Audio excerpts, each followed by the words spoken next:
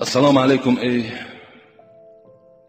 اکای حاجی میرزا، من یک سوالی دارم. بعد از خانه‌داری کردن با زن خود، اگر زن کودک میده داشته باشد و غسل نکرده در یگان وقت سراستیمگی بر وی سینه دهد، یگان ضرری دارد یا ندارد؟ با احترام مخلص شما.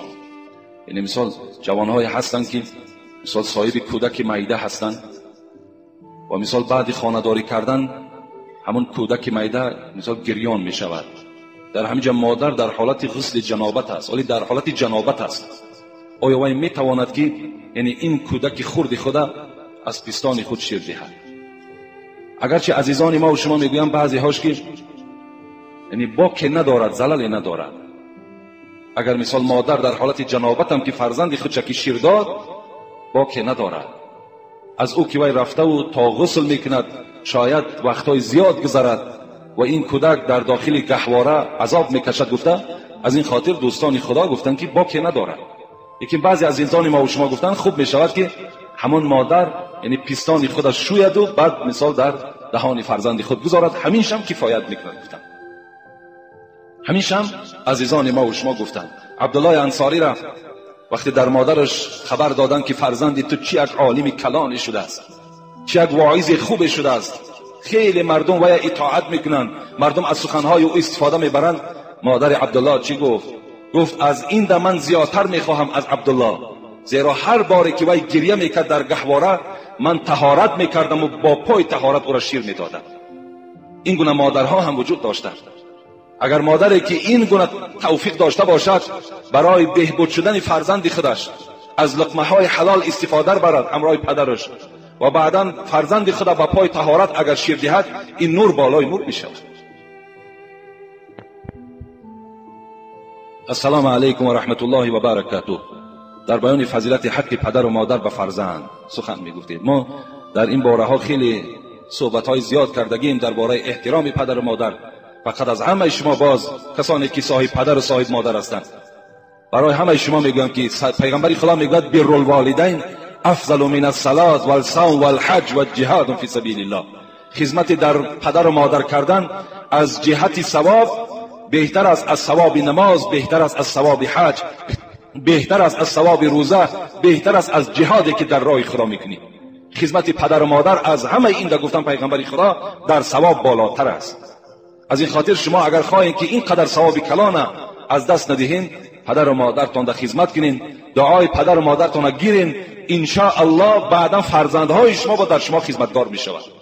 رسول اکرم میگوید بروا آباءکم تبرکم ابناءکم. اگر شما خواهید که از فرزندهاتان نیکی بینید، اول پدر و مادرتان خودتان احترام کنید.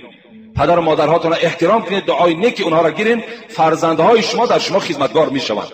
و الا پدر و مادر شما آزار دادین، اونها را غم دقت دادین، اونها از شما از دنیا ناراضی گذشتند، الکی فرزند از فرزندهاتون انتظار شوید که این گونه معامله را فرزندها با شما میکنند.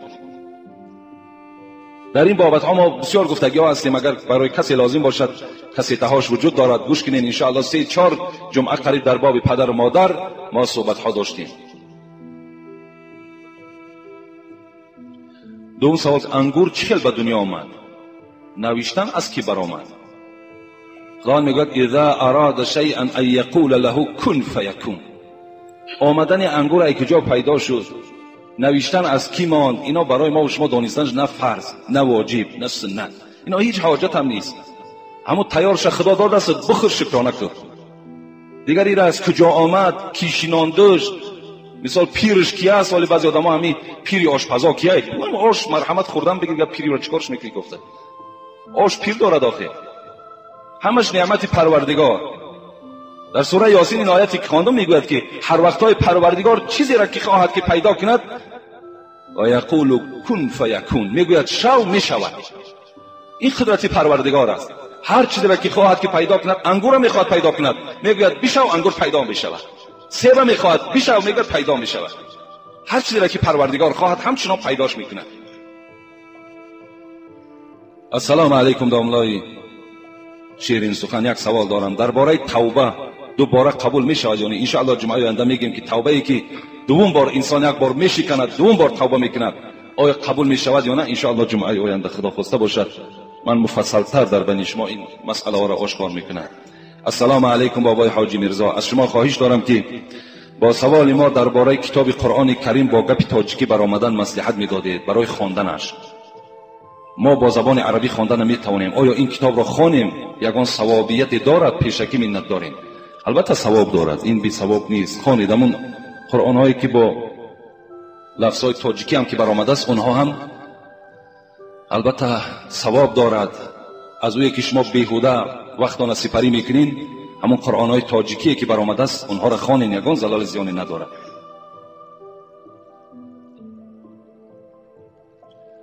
درود و رحمت بر شما باد ای بهترین خیرخواه این شهر و بهترین دعوتگر. این جای پوشیده نیست که از دعوت شما چی بهبودی های زیادی در عبادت مردم و آبادی های شهر پیدا شد. داملای عزیز، شما گفتید که همه برای یک کس برای همه. این سخنی حضرت محمد صلی الله علیه و سلم است. پس چرا امروز پیروان این پیغمبر در این شعار اسلام عمل نمی کنند؟ آیا گناهگار نمی شوند؟ حتی بعضی بنام ایشانها، منصبدارها، بایها، وکیلها که باز دعوای امتی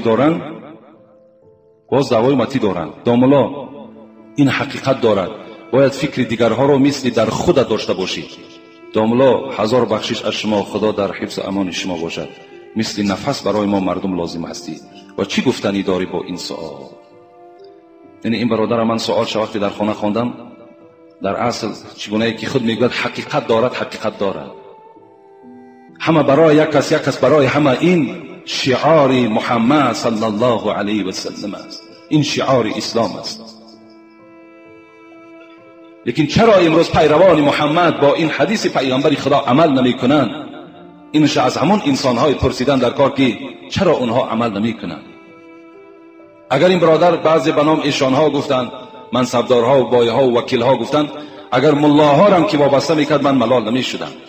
زیرا هست نفرهایی که فقط برای شخصیت خود، برای فایده خود میکنن، لکن غم مردم و غم مثال شهر خودش هیچ گونه میخرد. هست نفرها وجود دارد. خداوند در قرآن میگوید واغفض جناحک للمؤمنین. توصیه پروردگار را ببینید برای برادرهای مؤمنت. واغفض جناحک، تعظیم کن. برادر مؤمن تا میبینی چهرت کشاده کن و یا احترام کن، با او صحبت خوب کن. زیرا باز پروردگار در دیگر آیه قرآن برای همه ما و شما مؤمن ها گوشزد میکند. اعوذ بالله من الشیطان الرجیم. انما المؤمنون اخوة فاصلحوا بین اخویکم واتقوا الله لعلکم ترحمون. این کسانی که دعوا میکنید که ما بنده خدا هستیم، ما پیرو قرآن هستیم، مادام این دعوای تو حقیقت داشته باشد باید با یکدیگر شما برادر باشیم. فاصلحوا بین اخویکم، دائم کار کن که در بین برادرهای تو صلح و صلاح پایدار باشد. دائم باید تو نیکخواه برادر مؤمنت باشی. اتقوا الله، خدا گفت از خدا بترسید. این کسانی که به نام مؤمن هستید از خدا بترسید، شاید که پروردگار به شما رحم کنه.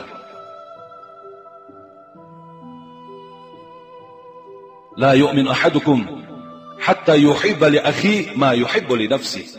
پیغمبر خدا میگوید انا همین مؤمن هایی که فقط برای نفس خودشان مهنت میکنن، فقط برای فایده خودشان دوادو دارن، غم مردم و غم یک برادر همسایه شده میکرد. پیغمبر خدا میگه لا یؤمنو، تو ایمان نداری.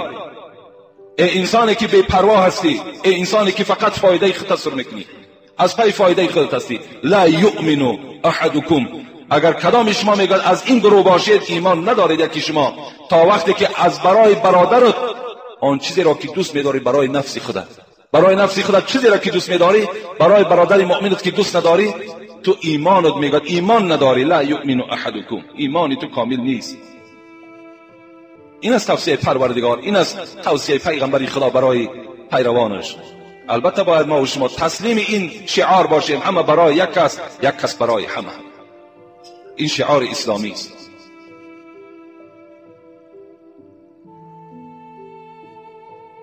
لیکن صد افسوس که چگونه این برادر گفتن البته عملی نمی شود. اگر ما و شما و قصه های بعضی عزیزانمان اگر نظر کنیم بین مسلمان های پیشینه، ابو جهم میگوید جنگ یرموک وقتی شروع شد و وقتی که انجام یافت، من یک مشک آب را گرفتم و برای پسر عمکم به میدان جنگ رفتم. گفتم اگر هر کجایی که یابم شاید که تشنه باشد از این آب سیرابش کنم. وقتی میگوید رفتم، ابو جهم میگوید وقتی رفتم نگاه کردم که بچه عمکم تیر خورده است. در این جنگ در مقابله مردم یهود تیر خورده است، در یک پهلوی نالیش دارد.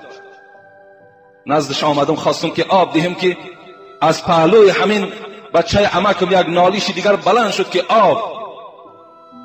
میگوید این بچه عمکم اگرچه آب میخواست اشاره کرد که با پهلوی من ده. میگوید مشک آب آوردم نزد این پهلو بودگی بچه عمکم، قریب با دادن آب بودم که از پهلوی او یک نفر دیگر نالیش برآورد که آب. اونم میگوید زخمی بود. میگوید پیش این پهلو بودگی هم اشاره کرد که با وی ده. گفت آب بردم، میگوید آب در اون نشانیدم. پس گشتم آمدم که جان بچه عمکم الک بر آمده است. پهلوش نگاه میکنم وی هم جانش بر آمده است.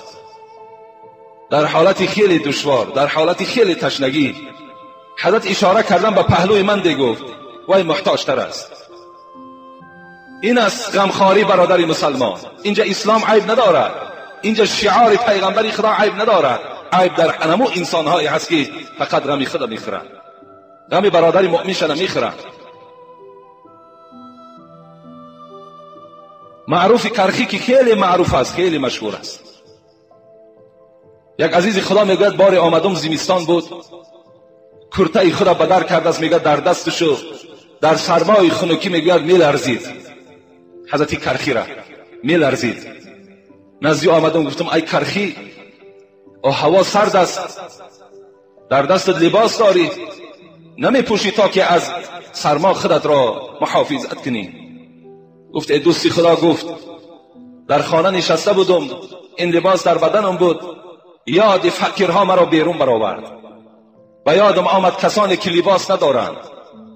من هم گفت شخصی هستم که دستی ندارم که به آنها خیر احسان کنم، فقط همدردی خود من با این میبرارم که مثل آنها بدن من لوچ کنم و مثل آنها در خنکی لرزیده ایستم، تا که همدردی من همینجا اظهار شود که من مؤمن هستم و مؤمن برادر مؤمن است. در کدام عذابی که وی قرار دارد من هم باید در همون عذاب قرار داشته باشم. این است اسلام ما و شما را، این است عزیزان ما و شما را کردارهاشان. یکی افسوس که امروز آن طایفه هایی که نام گرفتند با این عملی خیلی زیش دست میزنند. دوره های پیغمبر خدا را روایت میکنند در کتاب که بار میگوید یک لشکر گوشت آمد نزد حبیب خدا. ببین چی غمخواری هایی داشتن برادر با برادر. یک لشکر گوشت آمد پیغمبر خدا که بعد شام بود، گفت اینا در فقرا تقسیم کنید. صاحب گوشت گفت، پیغمبر خدا از همون مجلس پرسید کدام شما احتیاجی به گوشت دارید؟ گفتم پیغمبر خدا ما احتیاجی به گوشت نداریم، الحال ما شام خوراک کردیم، شام خوردیم. اونا فکر پگار نداشتن. و میگوید ابو هریره را از جای خود خیزان پیغمبر گفت اینا برده در خانه فلان کمپیری که فرزندهای یتیم دارد به او برده ده. ابو هریره میگوید آمدم دروازه این کمپیر تق تق کردم، از داخل صدا داد کی هستی؟ گفتم ابو هریره هستم و حبیب خدا این گوشت برای من داد که به خانه تو برسانم. این مادر میگوید از داخل خانه گفت که من همراه فرزندهام طعام شام خوردیم، دیگر حاجت نداریم. ابو هریره میگوید گفتم آخی فردا باز لازم میشود. گفت جانم فدای محمد صلی الله علیه و سلم، رفته از حبیب خدا بپرس اگر تا فردا من زنده مانم این گوشت قبول میکنم، و الا اگر زنده نمانم پس کرد گفت که من محتاج نیستم، پهلوی من گفت محتاج تر است، این گوشت در همسایه من بده. امروز کجاست همون همسایه های غمخوار؟ یک پاموشی که یک دولت های بگیم نامسلمان می آمد، حتی همون سردارها خچون بیچارها سیر نمی کردن، خچون سیر نمی کردن. بازارها از حق مردم پر شد برای فروختن.